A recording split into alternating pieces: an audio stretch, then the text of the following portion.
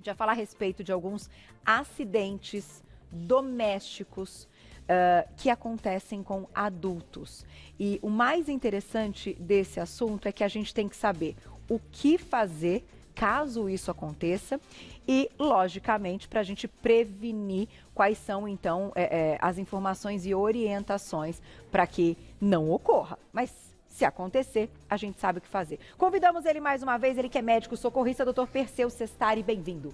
Tudo bom, doutor? Graças a Deus, tudo bem. Sempre um prazer tê-lo aqui, representando aí o SAMU, essa turma maravilhosa, que eu sempre ressalto mesmo, porque só quem precisou e já teve aí essa corrida de vocês, sabe o quanto vocês são eficientes. Muito Obrigado. bom tê-lo aqui, viu? Quem está aqui com você hoje é a Aline, bem-vinda, Aline, tudo bem? A Aline é quem vai, então, ilustrar também a nossa pauta em algumas situações para você fazer demonstrações ao vivo.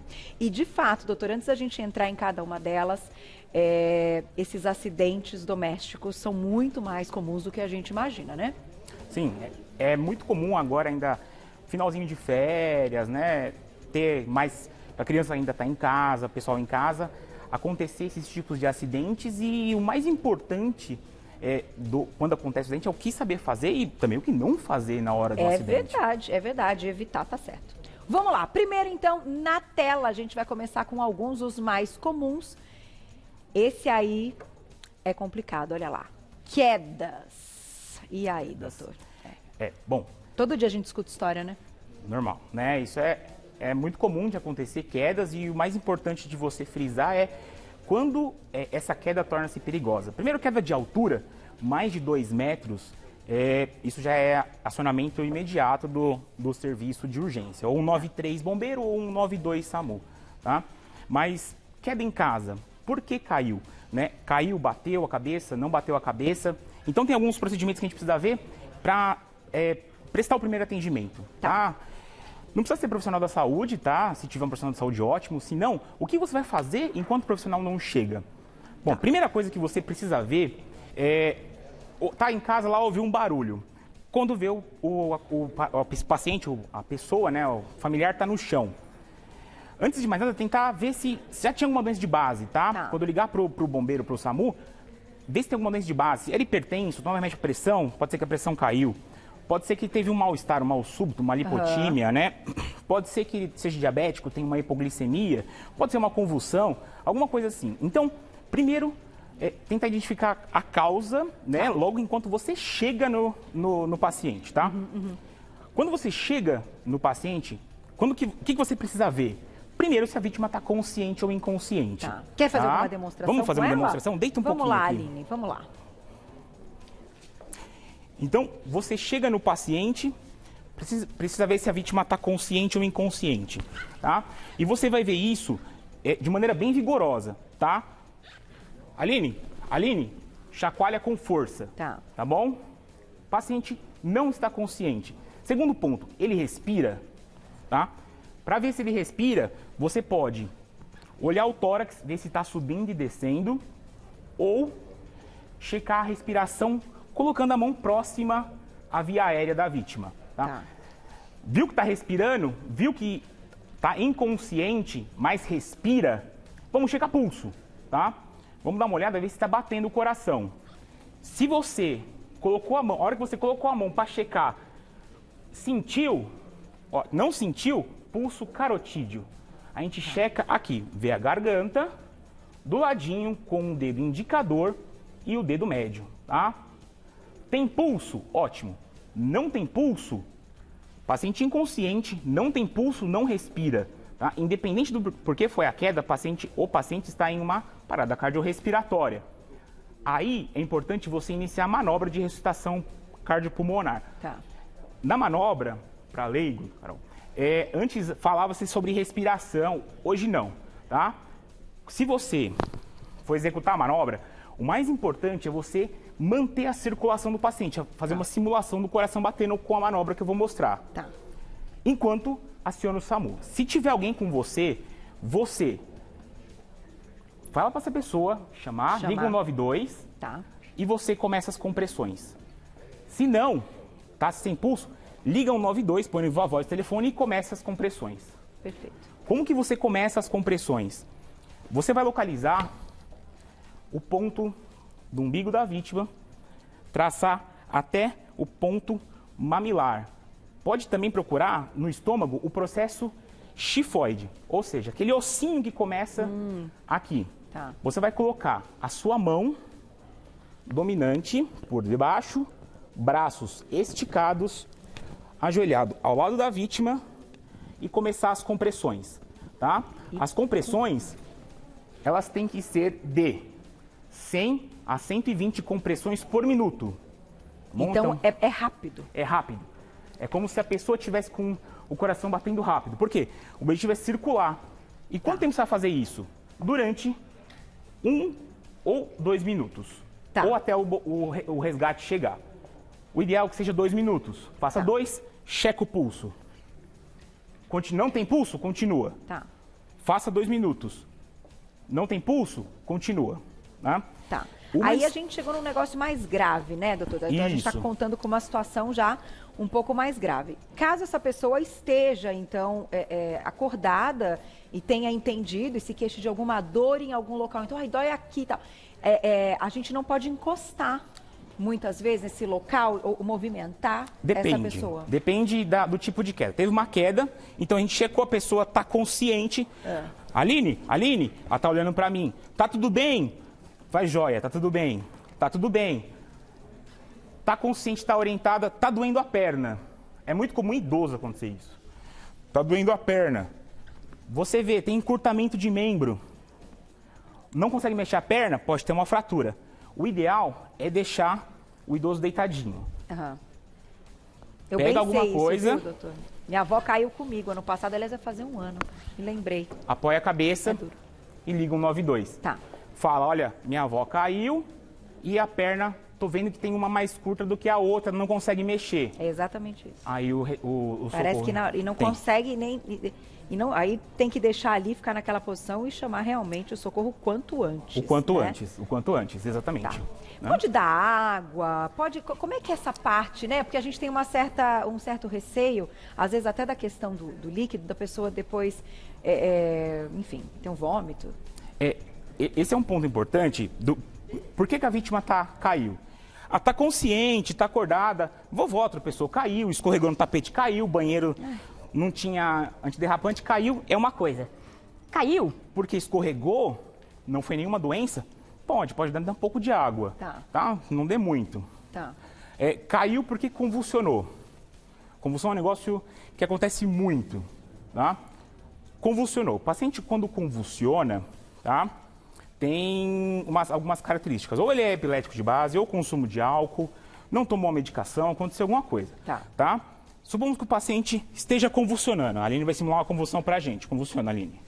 Isso. A convulsão é desse jeito, assim. Tá. Que a primeira coisa que você tem que fazer, durante a convulsão, que dura geralmente de 1 a 2 minutos, você vai lateralizar a pessoa. Tá. E segura a cabeça. O paciente parou de convulsionar. Tá. Parou de convulsionar, mantenha ela nessa posição, confortável. E por que lateralizar a pessoa? Pelo risco de vômito e broncoaspiração. Tá. Depois que convulsiona, ela fica nesse estado de pós-comicial por aproximadamente uns 10 a 15 minutos. Nesse meio tempo, você liga para o SAMU e fala que teve a convulsão. Tá. Não dê nada para ela tomar. Perfeito. Nada. Só apoia a cabeça e deixa assim, tá? Aí. Muito bom, doutor. Obrigada. Daqui a pouquinho tem perguntinhas do público no @VocêBonitaTV. Então falamos de queda. Vamos para o próximo, olha lá. Tem vários itens aqui e aí vem uma intoxicação. Isso também é bem comum. Só dar uma dica. Se demorar muito para passar, corre para o hospital mesmo, porque o meu achava que era intoxicação e era apendicite. Então, assim, eu nunca vou me esquecer. Eu vejo agora intoxicação, eu já falo, a gente sempre acha que é, mas pode ser um pouquinho pior. Intoxicação é um tema muito genérico. Existem diversos tipos de. Sem dúvida. Né? Bom, o mais comum é intoxicação autoprovocada, né? Uma tentativa de suicídio, a depressão está muito comum, está muito abrangente hoje em dia, é isso. Tá? E a segunda é uma intoxicação acidental, tá? Que pode ser por ingesta, por inalação ou pela pele. Certo. Tá? Se for autoprovocada, qualquer coisa, independente de intoxicação autoprovocada ou acidental, primeiro, checa a vítima, vê se está consciente, vê se está conversando, se tem batimento e respiração. Tem tudo isso, vamos ver. O mais importante é ver o que aconteceu, porque a intoxicação se trata com antídoto. Ponto final. Mas, doutor, você tá, por exemplo, enfim, intoxicação alimentar vai ser até mais comum. Mas se você isso. se depara com uma cena que você entrou no quarto e você viu alguém ali deitado e remédios, enfim, né, nesse caso, caídos e tal, então que indicam que essa pessoa fez um uso ali, né, que ultrapassou o limite. E aí ela tá ali meio que desmaiada, deitada. Então a gente tem que ver a mesma coisa, você tá consciente. Isso, tá consciente. Não tá, vê se respira, se tem batimento cardíaco. Não tá consciente, respira e tem batimento, não é um quadro de parada cardiorrespiratória, é um quadro de intoxicação. Um quadro de intoxicação, liga pro SAMU. Ligou pro SAMU, é importante identificar qual medicamento que essa pessoa fez uso. De certo, tem as cartelinhas, tem ali do lado, geralmente quem faz uma provocada ou acidental, tomou 3 em vez de 1. Entendi. Acaba deixando ali, não esconde isso. Então, olha o medicamento, tenta ver, é difícil, mas quantos tomou, para quando chegar o socorro, dar o antídoto específico. O SAMU consegue fazer isso no local, assim? Alguns antídotos a gente tem. A gente, na unidade avançada, tem uma mochila com medicamentos, diversos medicamentos, né? Claro, na medida do possível, para transporte, né? E alguns até que podem reverter esse quadro. Sim. Benzodiazepina, que tem remédio para dormir, né? Que é o diazepam, clonazepam, lorazepam, tudo com pan. Tem um antídoto específico, que é o flumazenil. Paracetamol, às vezes acontece intoxicação. Remédio para coração, né? Digitálicos e tudo mais. Tem alguns antídotos lá com a gente. E até quem tem alguma alergia que pode ter fechamento, né? Isso. De glote. Essas intoxicações geralmente acontecem quando a pessoa nunca tomou a medicação. Entendi. Né? Ou por planta, é muito comum, intoxicação por planta. Tá mexendo na planta, começa a se sentir mal e começa a não conseguir ter falta de ar, não conseguir respirar. Quando chega nesse ponto de não conseguir respirar, o socorro tem que ser o mais rápido possível. Se a vítima está consciente e fala, eu tô precisando, olho vermelho, geralmente lacrimeja, a fala fica rouca, intercortada. Aí, se conseguir colocar no carro e levar, é mais rápido do que, com certeza, acionar o SAMU. Se não consegue, está numa área de difícil acesso, outra pessoa está sozinha, não tem capacidade de dirigir, liga para 192. E aí, enfim, tem a caneta, né? O pessoal fala de fazer traqueostomia com a caneta, não. Ou até não, mas eu digo a caneta que tem a adrenalina, né? Que, enfim, algumas pessoas até precisam... Então, alguns casos até a gente usa, mas quando chega uma parada cardiorrespiratória, intoxicação por parada. Quando já está num... Mas assim, não dê nada para tomar. Não faça isso. E é interessante porque a gente às vezes se depara com algumas situações que, para os leigos, a gente não tem a menor ideia do que está acontecendo, né? Mas algumas características acabam sendo marcantes. Então, essa questão que o olho, ele vai saltando mesmo, aqui vai inchando, né? Isso é importante, né? E eu acho legal você comentar, doutor, porque às vezes a gente acha que é só uma coisinha leve e tal que vai passar e que já está um pouquinho acima e que precisa realmente dessa correria. Então, identificar sinais de gravidade. Gravidade, né? Uma coisa bem estranha do normal. Vamos colocar já a perguntinha do público? Quem escreveu pra gente? Tem muito mais por aqui, hein? Diego, obrigada, um beijo pra você. Caso a pessoa caia e bata a cabeça e não tenha fratura, é verdade que a pessoa não pode dormir logo após o ocorrido?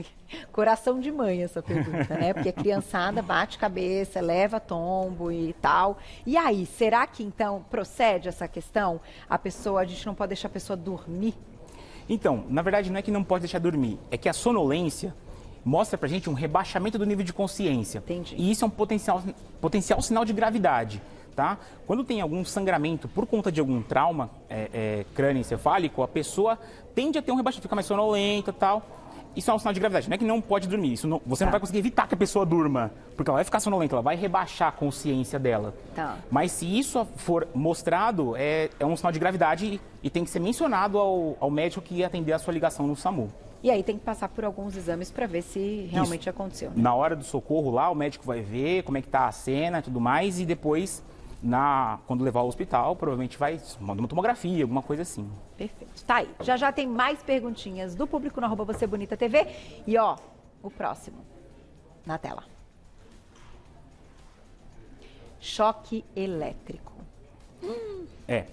Bom, é bom a gente distinguir os dois tipos de choques elétricos mais comuns em acidentes domésticos. O primeiro é aquele mais grave com a fiação elétrica da rua. Tá? Acontece com quem está fazendo construção próxima à fiação, quem vai podar uma árvore que está na fiação. Toda vez que você fazer alguma construção, contate a rede de distribuidora de energia para saber se pode construir. Parece besta que eu estou falando, mas é de total importância, porque o que a gente pega de acidente, geralmente fatal, é grave. São muitos casos, tá? E a outra é poda de árvore, né? Quando tem a rede elétrica, se você entra em contato com a rede elétrica, você é um condutor de passagem, você é um fio terra. E a voltagem é altíssima. Entendi. Né? E isso isso é fatal, geralmente costuma ser fatal. Então, nunca construa e faça podas perto de rede elétrica, deixe isso para os profissionais capacitados. O outro tipo de choque é o choque doméstico. Né? Tá mexendo lá, o fio está encapado, às vezes 110, 220, depende da região que a pessoa mora, e toma choque. Tá? Quando toma o choque, a primeira coisa é, a pessoa tomando o choque já saiu antes de você socorrer, está na casa com a pessoa, está trabalhando junto com a pessoa, antes de você socorrer, a pessoa já saiu dali ou está ainda sobre voltagem, tá? Então, vamos fazer uma simulação aqui. Imaginar que a Aline está mexendo na tomada ali, fica de joelho, Aline. Está mexendo na tomada e com uma mão só e toma um choque. Como que você vai fazer para tirar ela dali? Primeiro, você não pode colocar a sua mão, senão você também é um fio terra. A extensão do fio terra, você toma choque junto. Em vez de uma vítima, são duas. Então, você vai ou pegar um cabo de vassoura, alguma coisa e tentar empurrá-la dali, ou algum material isolante, um pano. Você pode passar por detrás dela e puxá-la. E segura ela. Segura, senão ela vai cair. Quando ela cair, você já tirou ela dali, já não está mais contato, não está mais tomando choque. Aí você vai checar se ela está consciente, se ela está respirando e se tem batimento cardíaco. Aquela mesma coisa que a gente fez no começo. Perfeito. Está consciente, está respirando e tem batimento. Aline, aí ela faz assim, minha mão. Geralmente queima a mão. Acontece do choque também ter queimadura, tá? Aí vê se a queimadura é de potencial gravidade ou não, se é extensa ou não, tá? Mas tem que ligar, pessoal. Se a vítima só tomou o choque, você tirou e ela passou, tudo bem, tá tudo bem, tá tudo bem. Se ela não tiver respondendo, inconsciente, mas respirando, a partir daí já precisa ligar para o SAMU. Parada cardiorrespiratória, precisa ligar para o SAMU. Porque é choque e o coração trabalha com corrente dentro dele mesmo.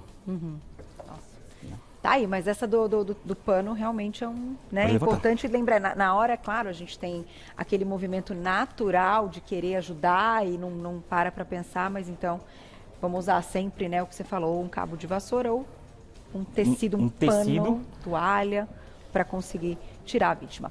Próximo, olha lá. Agora vamos falar delas, que também são comuns, né? Queimaduras, meu Deus. As queimaduras. Bom, queimaduras acontecem por diversos tipos. Pode ser produtos químicos, pode ser por fogo ou pode ser por indução.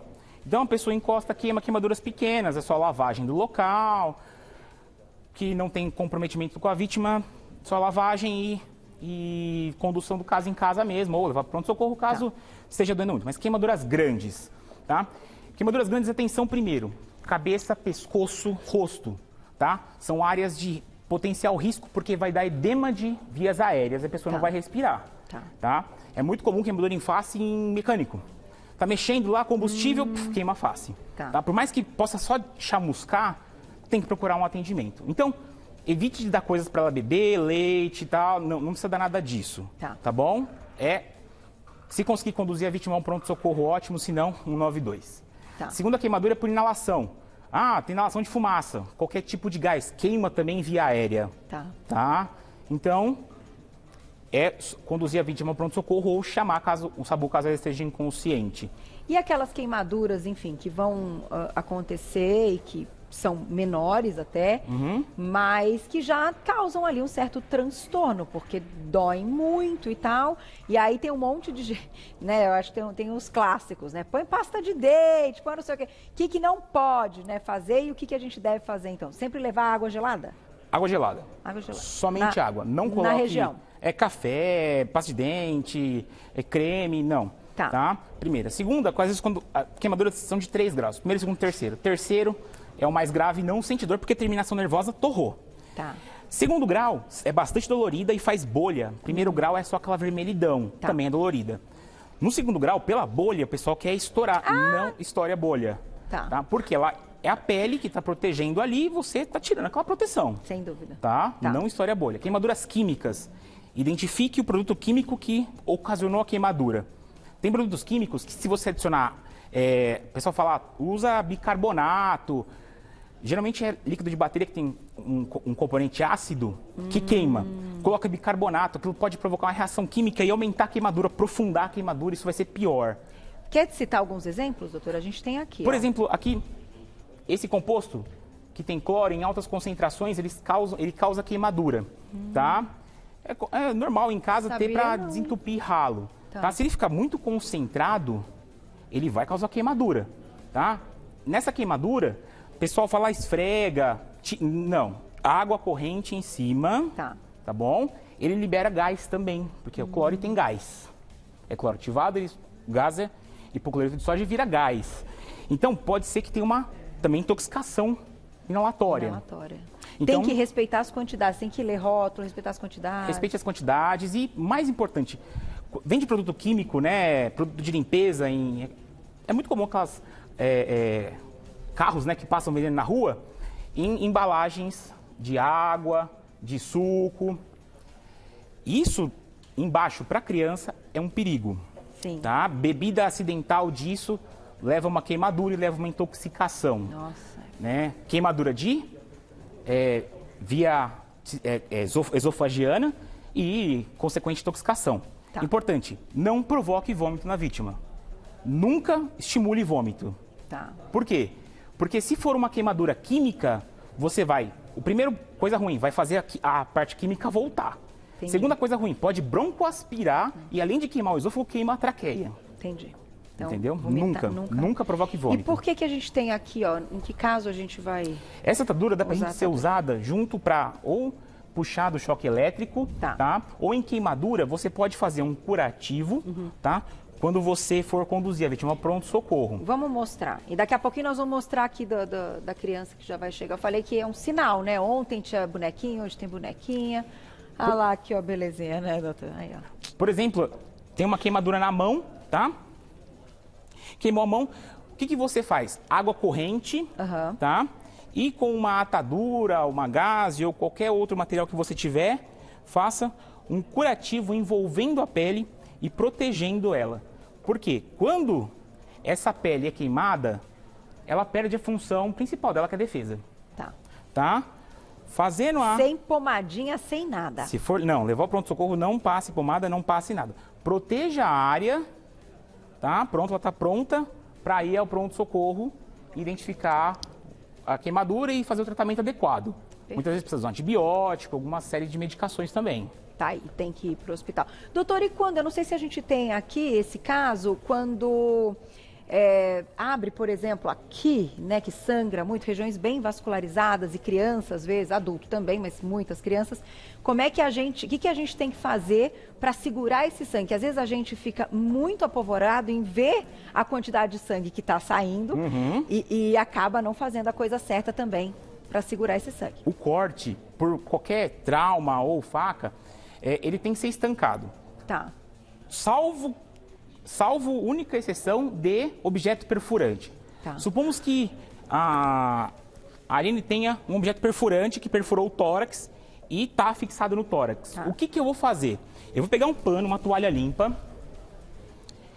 Eu não vou tirar esse objeto, porque senão ele pode estar fazendo uma hemostasia temporária ali. Então isso vai fazer o sangramento piorar. Tá. Eu vou colocar, envolvendo o objeto e apertar o sangramento.